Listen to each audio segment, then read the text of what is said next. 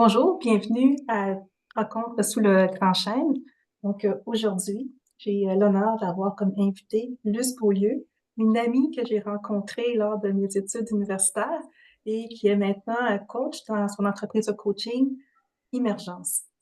Luce, est-ce que tu peux me parler un peu plus de ton entreprise de coaching et de ce que signifie Immergence? Pourquoi tu as choisi ce nom pour le coaching? Hmm, ben oui, ben bonjour Yocéline. Effectivement, ça commence à faire un bon bout de temps qu'on se connaît. Puis, ben, Immergence, en fait, est née de ma rencontre avec la ménopause, si on peut dire, qui a été une grande, grande initiation pour moi. Et j'étais déjà intéressée, en fait, à transformer ma carrière pour aller vers quelque chose qui était plus de l'ordre de l'accompagnement, du coaching et tout ça. Et mon passage de la ménopause, en fait, m'a démontré qu'il y avait vraiment un immense besoin d'accompagnement auprès des femmes qui s'apprêtaient ou qui étaient dans ce passage-là. Et même après le passage, il y a encore énormément de besoins. Euh, et donc, pourquoi émergence? C'est parce qu'en fait, ce que je me suis rendu compte, c'est que c'est une grande phase de transformation très, très, très profonde. Et on a le choix entre résister à la transformation, ce qui peut amener énormément de souffrance, ou s'immerger dans la transformation et accepter d'aller très profondément dans cette phase, dans ce passage-là finalement. Puis c'est en référence aussi à la façon dont moi je l'ai vécu. La métaphore que j'utilise à peu près toujours, c'est comme si quand j'ai commencé mes symptômes de ménopause, j'étais tombée en bas d'une falaise et j'étais tombée dans un lac, mais tout le temps que je tombais, j'essayais de remonter vers la falaise ou j'essayais de remonter à la surface de l'eau. Puis c'est quand j'ai accepté de vraiment m'enfoncer dans le fond du lac et de me dire, il va y avoir un fond et quand je vais arriver à ce fond-là, je vais pouvoir me donner un bon coup de pied pour remonter à la surface, que tout a commencé à changer. Donc, c'est à la fois l'acceptation de l'émergence dans la transformation et en lien aussi avec la métaphore de ma propre initiation. Ah, c'est bien. Je ne savais pas que Immergence était liée déjà à la ménopause, à ton expérience de ménopause. Je pensais que tu avais commencé en coaching, coach de vie, et qu'ensuite, tu avais vu le besoin pour les femmes dans cette phase-là de transformation de la vie. Effectivement, c'est une transformation intérieure. Et j'aime beaucoup la façon que tu l'amènes, que c'est justement une phase de transition vers quelque chose, un rôle qu'on a apporté, un rôle qu'on a à jouer dans la société, qui est plus authentique, qui est plus connecté avec notre vérité intérieure et qui on est en tant que femme. Immergence appelle à cette transformation intérieure. J'aime bien. Euh, donc, euh, Justement, tu racontes que ton expérience toi-même avec la ménopause a été quelque chose d'assez difficile. Est-ce que tu peux nous partager un peu qu'est-ce qui est arrivé dans ton cas, toi? Oui, ben dans mon cas, moi, en fait, je venais de vivre une transition professionnelle. En fait, j'avais décidé de passer d'un secteur à un autre. Et en même temps que j'ai commencé cet emploi-là, à peu près en même temps, j'ai vécu une rupture amoureuse qui m'a causé un trauma, en fait. Et à ce moment-là, je commençais à avoir des légers symptômes, donc je dormais un petit peu moins bien. Des fois, la nuit, je sentais que je surchauffais un petit peu, mais c'était somme toute assez léger. Je savais que la ménopause s'en venait parce que j'avais 49 ans. Euh, et que la moyenne d'âge en Amérique du Nord pour la ménopause, c'est 51 ans. Donc, je savais que ça s'en venait, puis je surveillais ça. Mais tout à coup, avec le trauma relationnel, puis surtout avec cet emploi qui s'est révélé être extrêmement, extrêmement toxique et vraiment, comment dire, au détriment de ma santé mentale, euh, tous les symptômes se sont accélérés, se sont intensifiés. Puis à l'intérieur de, je dirais, 6 mois, là, j'étais complètement méconnaissable. J'étais vraiment une loque humaine. Ce qui était au début des petits événements de surchauffe puis des petites difficultés à dormir est devenu de l'insomnie chronique, est devenu jusqu'à 30 bouffées de chaleur par jour, plus les suées nocturnes où est-ce que mon lit était trempé, sans compter les ruminations, sans compter les attaques de panique, les crises de panique, ça J'en faisais à peu près à tous les jours puis à toutes les nuits.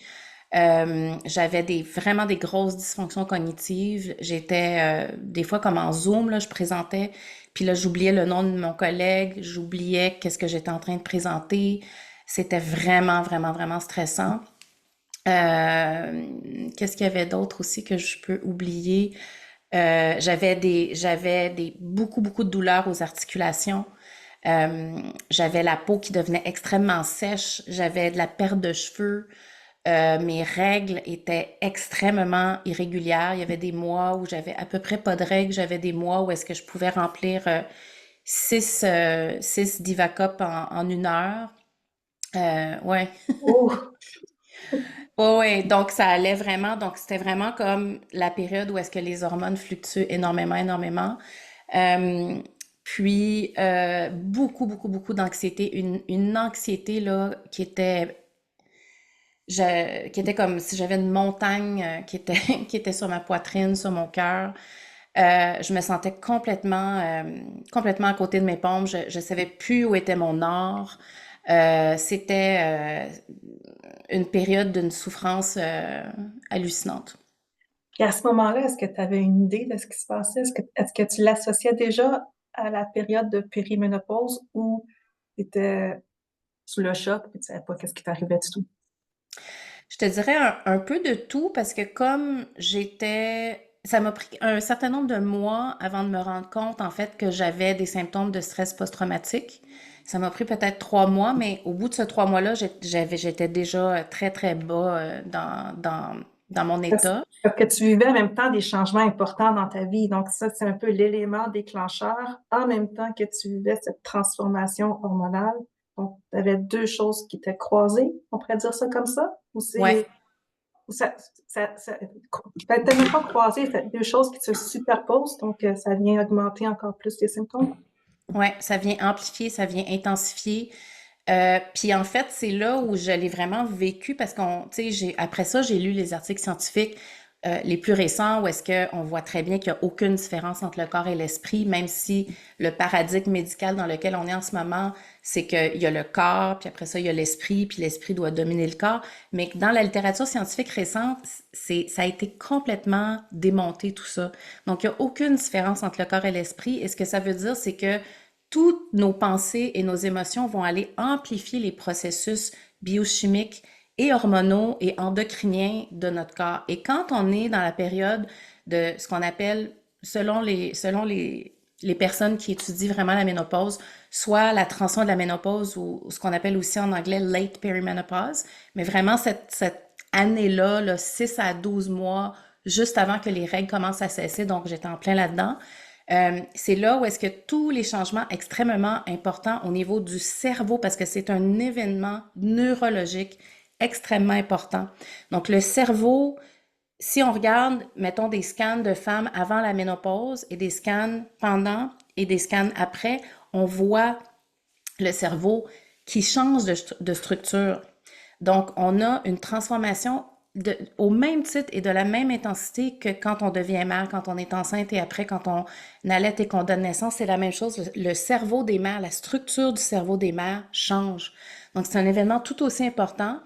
Et en même temps que ça arrive au niveau vraiment neurologique, il y a un changement qui naturellement devrait s'opérer où est-ce que la production des estrogènes dans les ovaires s'arrête et c'est les glandes surrénales qui sont supposées prendre le relais. Mais ce qui arrive, c'est que les glandes surrénales, non seulement elles peuvent servir à produire des estrogènes, mais elles produisent l'adrénaline et elles produisent la cortisol. Donc, quand on a été extrêmement occupé, sous pression, stress chronique, grosse performance pendant des années, les glandes surrénales, elles sont épuisées de produire autant de cortisol et d'adrénaline et donc elles ont vraiment de la difficulté justement à prendre le relais pour commencer à produire le peu d'estradiol qu'on a besoin quand on est en post-ménopause. Donc, c'est vrai. Puis là, je mets ça au raccourci parce qu'il y a plein d'autres processus aussi qui se passent dans le corps. Mais bref, tout ça pour dire que tout ce qui est stress chronique, que ça soit causé par nos pensées, que ça soit causé par le contexte, donc par l'extérieur, c'est pareil, le corps le ressent de la même façon et ça va aller affecter la façon dont le corps va produire les hormones et la biochimie dont on a besoin pour continuer à vivre. Donc, pour revenir à ton point, oui, je commençais à voir, j'étais dans cette transition finale et avec tout le stress et avec surtout le stress post-traumatique que j'ai vécu, euh, tout a été complète. Ce qui était déjà en mode débalancement, c'est juste complètement amplifié et ça m'a projeté vraiment dans un état où est-ce que vers la fin, en fait, j'avais de l'idéation suicidaire. Puis ça m'était jamais arrivé dans ma vie. Je suis pas du tout une personne qui a jamais vécu aucun épisode où est-ce que j'ai jamais pensé de m'enlever la vie, mais là, j'étais rendue là. Puis concrètement, rendu à cette période-là, donc tu disais, en 6 mois, ça s'est passé, puis t'es arrivé à ce point que tu te décrivais toi-même comme une locumène. Est-ce que tu as dû arrêter de travailler? Est-ce que tu as dû tout mettre sur pause pour pouvoir te reconstruire? Parce que rendu à ce stade, ça va être très difficile de travailler. Ouais. Ben, tout ce temps-là, en fait, ça a duré plutôt comme 8 9 mois, là, en Mhm. tout. Oui, je me suis rendue à un point où est-ce que j'étais juste plus capable de fonctionner. Heureusement, ma médecin de famille, à ce moment-là, avait accepté de me prescrire parce que là, sur le coup, parce que moi, je m'étais toujours dit, je vais avoir une transition de la ménopause naturelle, je prendrai pas d'hormones parce que j'étais encore, en fait, sous l'influence des anciennes connaissances de l'étude Y de 2002, je crois, qui avait, en tout cas, qui avait annoncé qu'il y avait une augmentation des cas de cancer du sein. Puis donc, à cette époque-là, les médecins avaient complètement arrêté de prescrire de l'hormonothérapie. C'est une Donc, moi, étude qui a j'étais été démontrée fausse, hein, complètement finalement. Ça démontée. l'a complètement coupé les Il y a médecins eu de prescrire l'hormonothérapie. Ouais. une génération de femmes qui n'ont pas reçu d'hormonothérapie à cause de cette étude-là. 20 ans. Et maintenant encore, c'est Génération. difficile de l'avoir. C'est pas quelque chose de standard à Non. faire par les médecins. C'est ce que je me constate dans les groupes de femmes qui parlent de ménopause, périménopause, d'avoir des hormones. Plusieurs vont dans le privé pour pouvoir se faire prescrire des hormones bioidentiques parce que les médecins disent, ah non, tu n'en as pas besoin. Exactement. Il y a beaucoup de gaslighting médical. Malheureusement, il y a beaucoup de manque de connaissances, manque de formation. Encore, c'est criant. Moi, j'ai eu de la chance. Ma médecin de famille a accepté de m'en prescrire quand finalement je me suis rendu compte, ah, peut-être que c'est ça, puis peut-être que ça m'aiderait. Donc, j'ai eu la chance d'avoir la prescription. Puis pas très longtemps après, tu sais, j'ai eu un appel avec elle. J'étais complètement en larmes. J'étais plus fonctionnelle. Et donc, elle m'a prescrit un arrêt de travail. Donc, j'ai été en OK. arrêt de travail pendant 6 mois. J'aurais pu facilement être en arrêt de travail pendant un an ou plus, mais financièrement, c'était pas possible pour moi. Mais ouais, j'ai été en arrêt de travail pendant 6 mois. Ça m'a vraiment permis, en fait, de faire le bilan, de commencer à faire la différence justement entre qu'est-ce qui était de l'ordre, mettons, on va dire hormonal, physiologique, pur, même si ça l'est jamais complètement, puis qu'est-ce qui était de l'ordre de où est-ce que j'étais rendue dans ma vie, qu'est-ce que j'avais pas regardé, qu'est-ce que j'avais pas réglé, et surtout, quelles allaient être les approches, les outils qui allaient le plus m'aider, non seulement à m'en sortir puis retourner un petit peu en mode survie, comme j'avais été pendant 10 ans, mais d'être en mode vie, d'être en mode radiance, d'être en mode pleine santé, puis pleine Hmm. capacité de mes moyens. Pas comme avant, mais encore mieux qu'avant, mais de façon différente. Comment est-ce que tu as eu cette intuition? Parce que je trouve que c'est une intuition de pas juste Mhm. vouloir être comme avant, en mode survie. Puis je pense qu'il y en a plusieurs d'entre nous qui peuvent s'identifier à ça, euh, qu'on essaie de compenser et de dire non, je veux être bien, je veux être à mon meilleur. Donc, qu'est-ce qui t'a fait penser que c'était possible d'être mieux? Ouais. Ben en fait, j'ai commencé énormément à m'intéresser au trauma. À ce moment-là, j'ai d'ailleurs fait une thérapie EMDR pendant que j'étais encore en emploi parce que quand je me suis rendu compte que j'avais des symptômes de stress post-traumatique, j'ai réussi à trouver une psychologue qui faisait de l'EMDR. Donc, Peux-tu juste me rappeler qu'est-ce que ça veut dire EMDR? oui, EMDR, en fait, c'est une technique qui fonctionne avec les yeux. Puis, en fait, on focus sur euh, une série de croyances. Donc, tu sais, la personne, dans le fond, va comme explorer avec la personne euh, c'est quoi qui est à la racine de son trauma. Puis souvent, ça va être dans l'enfance ou dans l'adolescence ou en tout cas, tu sais, ça va être dans le Quelque chose dans passé. le passé, oui. Exactement.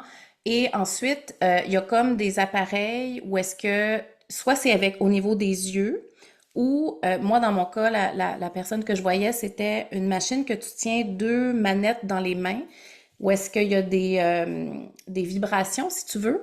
Puis, donc, elle va comme focuser sur la phrase qui représente la racine du Croyance? trauma, OK.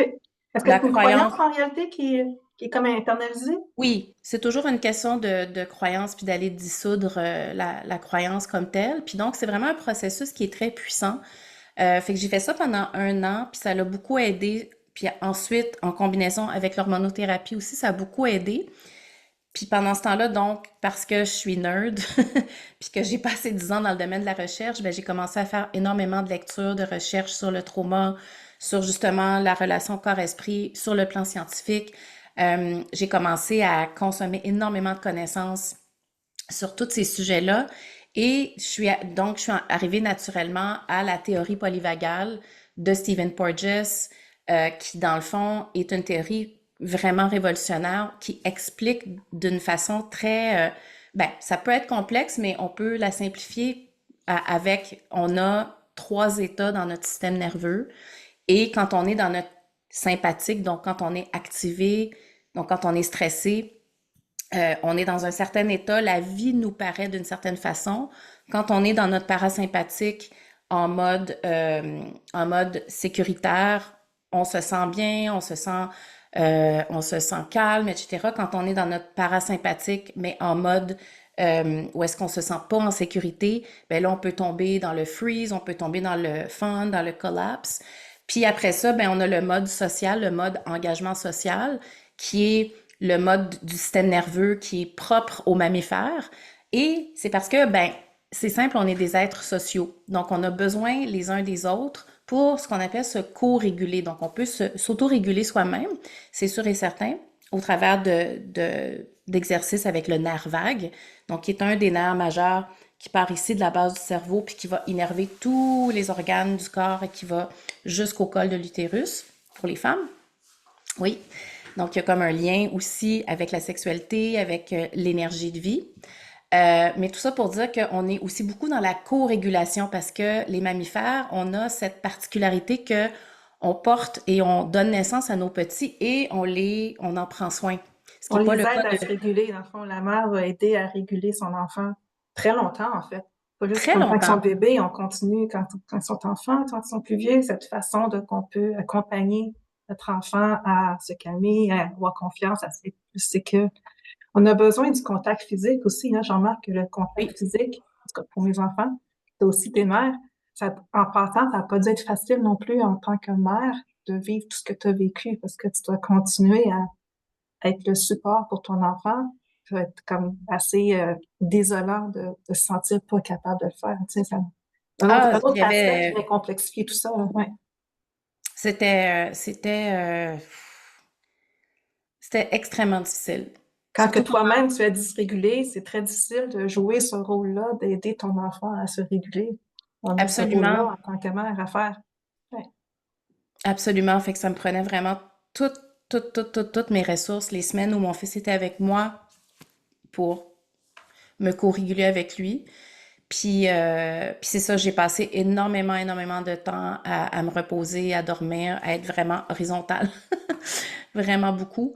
J'avais pas le choix. Mes glandes surrénales étaient complètement en état d'épuisement. Euh, j'ai travaillé avec une naturopathe, justement, tu sais, au niveau purement physiologique, là, pour commencer à remonter mon énergie vitale tranquillement, pas vite. Pendant ce temps-là, je faisais mon deep dive dans tout ce qui était trauma et aussi le lien avec les changements hormonaux. Puis à ce moment-là, j'ai eu l'intuition de me dire, c'est fou là, mais les symptômes de stress post-traumatique sont très similaires à certains symptômes que les femmes en ménopause peuvent ressentir au niveau de ce que moi j'appelle la dérégulation Puis par la suite, j'ai commencé à trouver de la littérature qui disait effectivement, quand l'estradiol commence à baisser, l'estradiol, dans le fond, c'est l'hormone évidemment qui permet l'ovulation, qui permet de tomber enceinte, etc. Mais c'est aussi l'hormone de co-régulation, c'est l'hormone du soin. C'est l'hormone aussi comment dire, qui est très importante dans les relations humaines. Donc, nous, les femmes, on est, en règle générale, on est bonne pour la relation. Et ça, Mhm. c'est beaucoup l'estradiol qui nous aide avec ça. Donc, c'est l'hormone du get along, OK? Fait que quand on n'a plus ce coussin-là d'estradiol, quand il commence à baisser, on a beaucoup plus, à mon sens, de discernement de choses qui n'ont pas fonctionné pour nous, mais qu'on a acceptées parce qu'on voyait la vie un petit peu au travers de la lunette rose de l'estradiol. Il y a beaucoup de compassion pour les autres, hein? Oui. Pas Et à assez un pour certain moment soi-même. donné, Ouais. la compassion puis la patience à baisse, ben, c'est directement relié à ça, mais c'est aussi relié au fait qu'on a accepté des choses qui n'étaient pas vraiment acceptables pour nous. Non, Puis là, on effectivement, a on dirait qu'on s'oublie. Puis là, comme la frustration peut ressortir à ce moment-là, parce que peut-être que, comme tu dis, on a plus de discernement que, ou notre corps, là. J'irais dans cette nuance-là, je suggère cette nuance-là que des fois, on n'est pas conscient. Mais c'est juste que notre corps refuse certaines choses qu'avant, on acceptait sans problème. Puis là, on est surpris, comme, pourquoi je suis tout le temps en colère? Mais en exact. réalité, c'est qu'on a peut-être des frontières à mettre qu'on n'a jamais mis. Puis cette colère-là ressort de cette façon-là pour dire c'est pas correct, je suis pas d'accord avec toi, Céline, ou je suis pas d'accord avec toi, plus. Ça suffit. Ouais, exactement. Puis au travers de tout ça, moi, ce qui a été vraiment une révélation, c'est de redécouvrir mon corps, en fait, parce que au début de ce processus-là, en fait, j'avais vraiment l'impression que mon corps me trahissait. J'avais l'impression que mon corps, c'était mon ennemi. Puis en fait, au travers du processus, puis l'hormonothérapie m'a aidé justement à regagner un peu plus de calme, à regagner un peu plus de capacité dans mon système nerveux. Ça a servi beaucoup à ça. La thérapie aussi, plein de choses. Donc, quand Mhm. j'ai été capable de regagner un petit peu plus de capacité, là, j'ai commencé à me rendre compte, oh wow, en fait, les messages que mon corps m'envoie, c'est de la sagesse incroyable. C'est d'une sagesse et d'une justesse qui est magique, en fait, à mon sens. Puis c'est quand on commence à Puis en fait, dans la société, on n'apprend pas à valoriser le corps. On apprend à l'objectifier, on l'apprend à l'observer, on l'apprend à le contraindre, Mais pas à le le sentir. décorer, mais pas à le sentir. Puis pas à écouter ses messages. Vraiment, tu sais. Puis qu'est-ce que ça veut dire? Puis de les décoder, et non seulement de les décoder, mais de se dire, OK, qu'est-ce que je fais avec cette information-là maintenant? Comment est-ce que je change ma vie? Comment est-ce que je change les choses pour aller dans la direction où mon corps me crie à un certain moment donné d'aller? Parce que c'est ça qui se passe aussi beaucoup quand on a énormément de symptômes, c'est le corps qui crie, qui dit, Hey, là, ça fait des années que je te parle, je te parle, je te parle Tu doucement. m'écoutes pas. Ouais. Puis là, tu m'écoutes pas, fait que là, je vais crier. Puis là, finalement, t'as pas le choix de porter attention à moi parce que je t'empêche de fonctionner. Mais j'ai vécu une expérience similaire, tu sais, comme moi aussi, j'ai vécu un changement d'emploi où est-ce que j'ai pris un poste de direction, un poste que je voulais depuis longtemps. Mais dans cette même période-là, moi, j'avais 47 ans. Je savais pas ce qui m'arrivait, l'anxiété dans le tapis. J'étais pas capable de gérer le changement. Ouais. Puis, lorsque j'ai rencontré dernièrement une conseillère en nutrition, Paul Quentin, elle me disait, effectivement, tu sais, dans le fond, tes hormones féminines, tes ovaires produisent des estrogènes, tes progestérone et tout ça, mais ça aide à compenser pour tout le reste de ton corps. Puis là, tu sais, compense. Puis là, finalement, quand eux ils ont besoin d'aide du restant du corps, mais le reste est trop épuisé pour venir l'aider tout seul, puis pouf, c'est comme, il est tout seul. Donc Exact. là, il n'y a plus rien qui fonctionne, tu n'arrives plus à compenser. Puis je trouve que c'est vraiment ça, ce changement-là, que tu n'as pas le choix d'aborder toutes les choses qui n'étaient pas conformes, qui n'étaient pas adéquates pour toi. Parce que ça peut être l'alimentation, c'est on mange pas bien. Ça peut être justement prendre soin de soi, l'exercice physique, toutes nos émotions refoulées, toutes ces choses-là, tu sais, c'est comme, t'as pas le choix d'y porter attention parce que ton corps se révolte. C'est toutes des choses qui affectent ton corps. Donc, prends soin de moi. Écoute-moi, prends soin de moi. Pas juste des autres, prends soin de moi. Et comme ça, je l'ai vécu, moi aussi, puis j'ai dû, moi aussi, prendre, tu sais, j'ai comme quitté cet emploi-là. Comme c'est un deuil, parce que comme toute ta carrière, tu sais, t'aspires à aller plus haut, meilleur, dans un certain objectif. Puis là, c'est comme mon corps disait non, je veux pas Mhm. rentrer dans ce trou. Tu sais, la course des rats, là, tu sais, qui court tout le temps dans une roue sans fin, qui mène nulle part, mais on court de plus en plus vite. Comme mon corps le sentait que c'était une voie qui était malsaine. Hmm. Une voie qui était malsaine pour moi, de ce mode de vie-là qui est très occidental, où est-ce que tu sais, c'est plus, toujours plus vite, toujours le stress. Je pense pas que c'est bon pour personne, mais là, mon corps n'est plus capable de le prendre. Donc, je trouve que ça correspond à tout. Tu sais, je m'identifie à tout ce que tu dis par rapport à ce que c'est le corps qui crie comme non, je n'accepte plus. Là, mais je vais m'empêcher de fonctionner parce que je faut faire des changements. Faut Ouais, absolument faire des changements. Donc, toi, exact. quel changement t'as fait dans ta vie pour être mieux? Hmm. Ben, premièrement, pendant cette pause-là, j'ai vraiment fait un deep dive dans tous les piliers finalement de ma vie, que ça soit au niveau vraiment purement physiologique, là, donc nutrition, exercice, mais aussi comment est-ce que ma journée était structurée. Par exemple, c'est super important le matin, surtout quand on est en périménopause, ménopause, d'aller prendre le soleil le matin. C'est super, super important parce que on a un rythme circadien, donc un rythme de 24 heures, mais on a aussi le rythme infradien, qui est le rythme sur un mois, qui est le rythme finalement menstruel. Hmm. Et quand on arrive vers la transition de la ménopause, on est tellement dans les débalancements que au niveau hormonal, tout se met à être débalancé, dont la mélatonine. Puis la mélatonine, elle, commence à se former le matin. Le matin, quand on a la lumière du soleil, ça donne un signal au cerveau de dire, ah, dans 12 heures, il faut que je commence à produire, ou dans 8 heures ou 10 heures, il faut que je commence à produire de la mélatonine.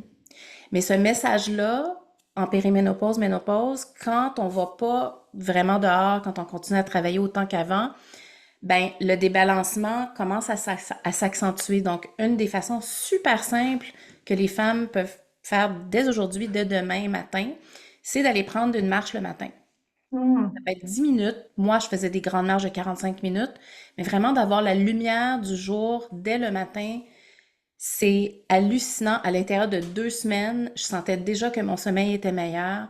Je sentais que mon énergie tout au cours de la journée était meilleure. Fait que ça, c'est une chose super simple que j'ai faite. Une autre chose que j'ai faite, c'est que j'ai complètement arrêté tous les stimulants, le sucre, tout ce qui pouvait être, d'une façon ou d'une autre, causer de l'inflammation dans mon corps. Le café? En fait, le café, c'est pas, excuse-moi, le café, c'est plus parce que ça va aller surstimuler les glandes surrénales et ça va produire de l'adrénaline et on veut pas plus d'adrénaline dans le corps parce que c'est quelque chose qui va continuer à déréguler le corps. On veut que les Donc, grandes surrénales puissent faire l'estradiol, comme tu disais tantôt, donc qu'elles soient au repos le plus possible, de produire les autres hormones de stress ou exact. Puisse d'activité, là. commencer éventuellement à prendre le relais pendant que les ovaires continuent justement à faire leur, euh, leur shutdown d'une certaine Leur façon, fin de parcours.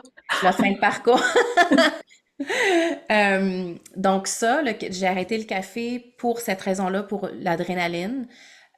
J'ai arrêté tout ce qui pouvait causer de l'inflammation dans mon corps. J'avais déjà passé des tests dans le passé, donc je savais que le gluten, c'était pas bon pour moi. Je savais que les produits laitiers, c'était pas bon. Donc, j'ai vraiment fait un c'est ça, j'ai éliminé de mon alimentation les choses que je savais qui causaient définitivement de l'inflammation. Parce que l'inflammation aussi, c'est la même chose, c'est que plus ton corps est en état d'inflammation et que le débalancement hormonal est déjà présent, c'est que ça va aller ensemble, ça va juste comme s'amplifier l'un l'autre. Mais je Euh, vais juste faire une petite parenthèse là-dessus sur l'inflammation parce que c'est quelque chose que je ne savais pas. Comme moi-même, j'ai pris 5 livres par semaine pendant 3 semaines. Fait que en dedans Hmm, de 3 semaines, j'ai pris 15 livres. Puis je les ai pas perdus après. Puis là, c'est comme, qu'est-ce qui se passe de prendre autant de poids aussi rapidement? Puis là, après ça, j'ai appris c'est de l'inflammation. C'est ouais. justement le corps qu'on pense plus pour toutes les... Donc, de changer la diète, j'ai perdu un peu de poids. J'ai pas tout perdu, mais je me sens beaucoup mieux. Puis là, je sens quels aliments. Donc, avoir plus de végétaux, plus de salades, plus de légumes crus. Moi, j'aime les fruits. Donc, pour chacune, on a des aliments qui nous énergisent et la façon de les manger, de combiner aussi, ça a été un point déterminant pour moi pour réduire l'inflammation. Mais juste Ouais. pour dire, le gain de poids que beaucoup de femmes vivent, est-ce que on peut généraliser que habituellement un gain de poids rapide, c'est de l'inflammation? Je suis pas nutritionniste, donc je peux pas vraiment me prononcer là-dessus, mais une chose est sûre, c'est qu'il y a vraiment des gros changements au niveau de notre sensibilité à l'inflammation, d'une part. On a une sensibilité accrue aussi le métabolisme commence à changer. Et avec le niveau d'hormones qui change, le microbiote aussi va commencer à changer beaucoup, beaucoup. Donc, ce qui fonctionnait pour nous avant peut ne plus fonctionner. Puis juste si on continue à manger quelque chose ou une certaine forme de diète qui ne fonctionne plus pour nous, la combinaison de tout ça qui est unique à chaque femme peut effectivement faire que le corps va rentrer en état un peu de panique et en état de ah, je dois garder de l'énergie, je dois garder des graisses parce que là, je sais pas ce qui se passe, je sais pas ce qui s'en vient. Puis dans le doute, le corps, il va faire de la rétention. Il va faire de la rétention d'eau, il va faire de la rétention des graisses. Par la suite, quand on réussit à démêler les fils, puis qu'on réussit à démêler qu'est-ce qui est de l'inflammation, qu'est-ce qui est du niveau de plutôt l'adrénalisation. L'adrénalisation, on n'en parle pas beaucoup, on parle beaucoup du cortisol, on parle pas beaucoup de l'adrénaline. Mais l'adrénaline, surtout pour les femmes qui, pour moi, dans mon cas à moi, ont vécu des traumas et que ces traumas-là refont surface lors de la transition à la ménopause, c'est l'adrénaline vraiment qu'on doit réduire en priorité et c'est l'oxytocine. Puis l'oxytocine, c'est vraiment l'hormone maîtresse pour les femmes. C'est l'oxytocine qui fait qu'on se sent bien, qu'on se sent en sécurité. C'est l'oxytocine qui fait que quand on accouche, le col de l'utérus va se mettre à ouvrir puis qu'on va pouvoir expulser le bébé. C'est l'oxytocine qui nous permet d'avoir des C'est un orgasmes. relaxant.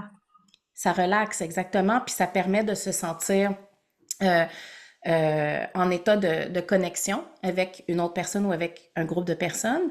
Donc, on doit réduire l'adrénaline et on doit augmenter l'oxytocine. Tu sais, encore une fois, je simplifie, là, mais moi, c'est quelque chose sur lequel j'ai énormément travaillé. Puis, au niveau de l'adrénaline, j'ai adopté une diète très spécifique qui s'appelle la Quiet Diet, qui m'a été enseignée par un de mes enseignants, justement, qui opère on est, à l'intersection entre le trauma, la nutrition, puis le somatic experiencing, donc tout ce qui est somatique, du système nerveux et tout ça. Puis ça implique de consommer beaucoup de fibres, soit sous forme de légumineuses ou du psyllium. Parce que l'adrénaline, si elle n'est pas enlevée du corps avec de la fibre soluble, elle continue à circuler dans le corps. Contrairement à d'autres hormones qui, à un certain moment C'est donné, vont être évacué. éliminées, OK. sont évacuées, l'adrénaline, c'est juste la fibre soluble qui va agir comme une espèce de gratte euh, dans, euh, dans le corps pour vraiment l'éliminer. Donc, si on ne consomme pas de fibres solubles ou à peu près pas, ben, on fait juste produire toujours plus d'adrénaline qui continue à circuler, circuler, circuler dans le corps. Ça s'accumule dans le corps. Et ça s'accumule dans le corps. Luce, j'aurais plein de questions. Je pense qu'il y a plein de femmes aussi qui auraient plein de questions pour toi. Tu sais, justement, dans ces sujets-là, on voit que tu t'y connais, tu as fait tes recherches. En quoi consiste ton accompagnement à travers Immergence pour les femmes, puis en particulier pour les femmes qui sont dans cette phase de transition de la ménopause? Oui. Donc, mon accompagnement a évolué dans les 3 dernières années. Donc, c'est plus ce que c'était, mettons, en 2022, où est-ce que je focusais vraiment, vraiment sur la ménopause. Donc, j'accompagnais les femmes avec, justement, changer leur pilier de lifestyle. Je les accompagnais aussi si elles voulaient parler à leur médecin, parce que souvent, les femmes vont avoir peur. Donc, je les accompagnais là-dedans. Je les accompagnais vraiment dans le mode crise, on va dire, de la ménopause. Puis c'est encore quelque chose que j'aime faire et que je fais encore. et en même temps parce que le système nerveux est tellement, tellement important et parce que c'est important aussi non seulement de gérer le mode crise, mais de gérer qu'est-ce qui vient après, comment j'ai envie de me transformer. Et c'est pour ça que dans les dernières années, j'ai fait une certification comme éducatrice somatique pour les femmes et je suis en train de terminer une certification de coaching qui s'appelle Vita Coaching, qui focus beaucoup sur le système nerveux et aussi sur les approches tantriques spécifiquement pour les femmes. Donc, j'allie vraiment toutes ces connaissances-là pour offrir un accompagnement qui est vraiment, vraiment multidimensionnel. Donc, on va commencer toujours par où est-ce que tu en es en ce moment. On va faire vraiment comme un bilan. Puis ensuite, moi, je travaille beaucoup maintenant, au lieu de travailler avec les objectifs, je travaille avec le désir. Parce que Hmm. l'objectif, c'est là, mais le désir, c'est là. Puis quand on désire quelque chose, puis qu'on travaille pour aller chercher notre C'est désir, plus une obligation, hein? c'est C'est plus une pas quelque chose que je obligation suis obligée de faire. C'est quelque chose que je veux faire. et c'est puissant. C'est d'une puissance incroyable. Et donc, je travaille beaucoup avec une alliance de approche tantrique, approche somatique, approche de, je sais pas si tu connais le Internal Family Systems, IFS, donc travailler avec les parties. Pour les Euh, traumas, ça, hein? Ça peut travailler avec les traumas. Je travaille, moi, toujours en mode, quand je vais dans ces zones-là avec mes clientes, je travaille toujours en mode self-healing. C'est-à-dire, moi, je suis pas une guérisseuse, je suis une guide, je suis une accompagnatrice. Par contre, j'ai plein d'outils, plein d'approches pour que la personne puisse s'auto-guérir finalement. Ouais. Donc, moi, ce que je fais, c'est que je crée la relation, l'espace, les conditions pour que la personne elle-même puisse se libérer somatiquement, puisse faire une forme d'alchimie émotionnelle parce que souvent on a des trop pleins, puis ultimement qu'on puisse en arriver, qu'on puisse libérer assez d'espace, puis qu'on puisse avoir assez de résilience, d'ancrage, de grounding pour aller vers la souveraineté érotique. Donc, la souveraineté érotique, pourquoi? Parce que pour les femmes, notre énergie de vie, elle est vraiment dans nos organes génitaux, dans notre utérus, dans notre bol pelvien, finalement. C'est là que toute notre puissance, notre ancrage avec la terre, notre connexion avec les mondes subtils se trouve vraiment à ce niveau-là. Et quand on arrive à cultiver l'énergie, donc avec des pratiques taoïstes, avec des pratiques de respiration, quand on arrive à cultiver ce feu-là, puis après ça, à le faire circuler dans le corps, puis si en plus de ça, on rajoute le plaisir, c'est de la médecine. Dans le plus pur sens du terme, c'est une médecine qui est incroyable. Ça va aller reprogrammer le système nerveux, ça va aller reprogrammer le cerveau. C'est d'une puissance incroyable. Mais là, écoute, je t'écoute, puis je te vois. Ce que je remarque, c'est à quel point tu es vibrante, tu es rayonnante, et ça donne l'espoir. Tu apportes un message qui est différent, qu'au bout de ça, il y a moyen d'arriver à être encore plus nous-mêmes, encore plus vivante. Donc, je te remercie pour cette entrevue et je vais mettre dans la description les liens pour que les gens puissent te rejoindre. Donc, s'ils veulent une consultation avec toi, s'ils veulent en savoir plus sur les programmes que tu offres. Donc, je vais terminer cette entrevue avec toi en te remerciant énormément. Ça fut une belle découverte. Merci pour ce que tu fais. Merci.